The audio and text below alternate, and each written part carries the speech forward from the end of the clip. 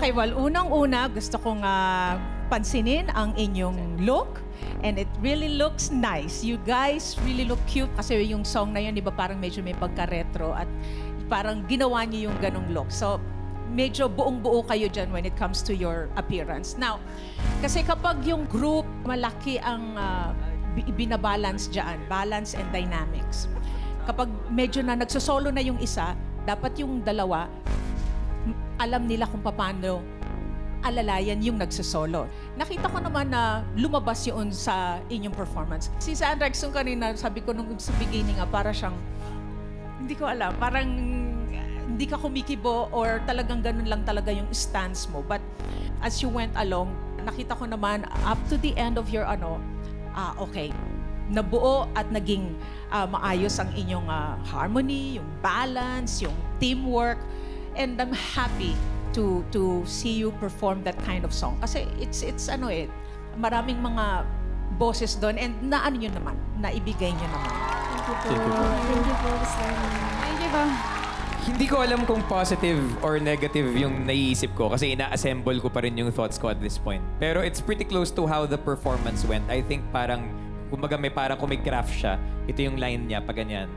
Tapos, umokay na here. Pero yung simula, medyo parang kinakabahan pa kayo ng konti.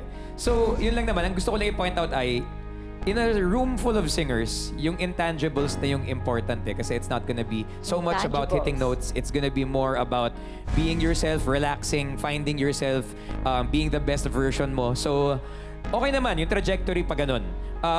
Medyo rocky start, medyo stiff, pero at a certain point, na-realize ko rin na you have enough energy, parang enough fire, parang to cover for everything because meron kang Kobe Bryant factor going musically.